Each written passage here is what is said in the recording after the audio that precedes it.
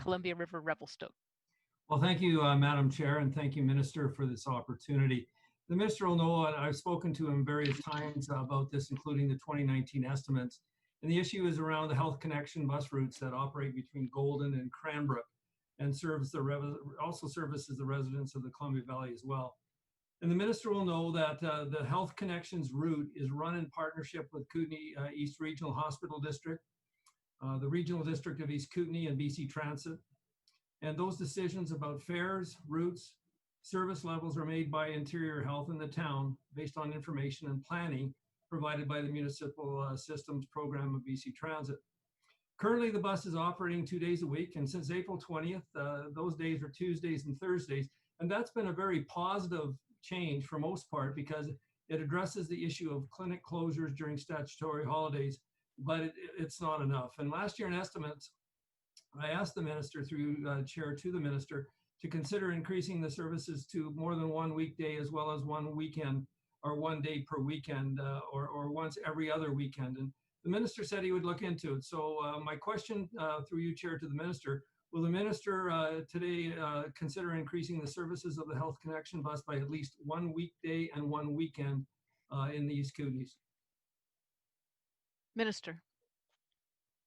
Thank you very much, Honourable Chair, and thank you to the member for his question. I just want to say, note to the member for Clovechok, who might have left us, that I think she was going to ask about operational cuts in home care and 100-mile and I can tell you that there have been no such cuts, and I'll be responding directly in writing to her request for information about that. With respect to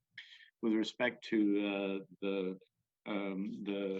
bus, I would say that I did listen to the minister, the member last year, and that the change to Tuesday to Thursday really reflected what I learned in that discussion, which is that frequently what was happening with a Monday scheduled day is that all of the statutory holidays would interfere with the travel and make the delivery of healthcare and people's access to healthcare worse. So the Tuesday to Thursday is actually the direct result of our discussion in estimates in 2019.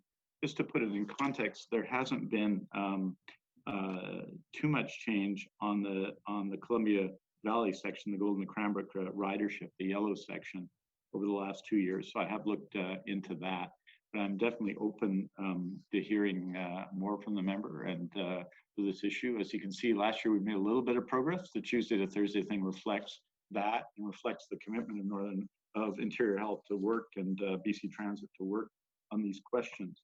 On the question of a replacement bus, this is not something that that had been brought to their attention because I asked them about it this week. It brought to their attention before, and that's something that Interior Health and their partners, BC Transit and others, will look into. But I think what we want to see and what I'll review and share with the member, I should say, the substance that I review, continue to review both participation on the bus and the potential for increasing services. It'd be nice to see. I would expect to see some increase in participation and ridership on the bus because of the change we've made over the course of the year. Obviously, ridership has been way down in recent times because of COVID-19, but that's not a representative period. Member.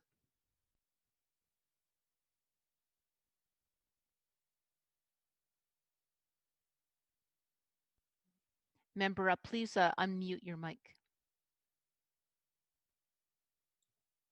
Thank you, Chair. Sometimes it works and sometimes it doesn't. And thank you to the Minister for his support in making those changes because they've been effective, as I mentioned, and hopefully we'll be able to find another spare bus. And my last question, very quickly, through you, Chair, to the Minister. Prior to COVID-19, I know I'd spoken with the Minister on several occasions about the issue between Alberta and British Columbia Healthcare Services. I live in a border community, as the Minister is well aware, and we're still finding those issues of Alberta not accepting British Columbia patients. I did speak directly with Minister Shandro in Alberta about that issue. He was quite surprised to hear about it.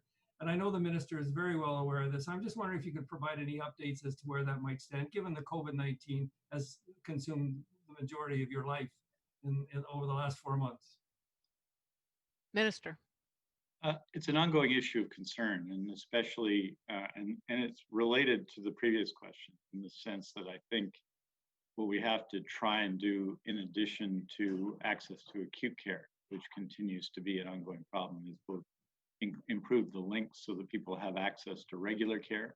Frequently, when we're talking about Alberta, we're talking about access in emergent circumstances, and that access is continued in fairness to people in Alberta in the region fairly uninterrupted, but access to scheduled or elective surgeries was what the most significant problem that was being provided. And of course, it's a challenge with the size of the Interior Health Authority that while capacity is there and has in fact been significantly increased in many areas for surgery in interior health, that often that is far, far away from the communities that he represents, and obviously other locations are better.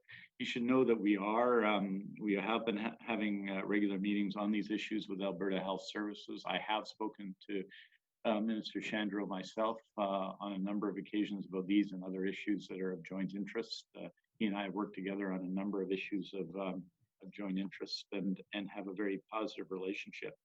Our discussions of these issues have been suspended, as he would expect, since March 2020, but we're hoping to pick those meetings up. And what I'll try and do, because I shared with him last time, detailed information about transfers and about both in the Kootenay area, but also in the Peace area, share information about what's been provided and what hasn't, and what we're paying for and what we haven't paid for in recent times, so he has up-to-date information.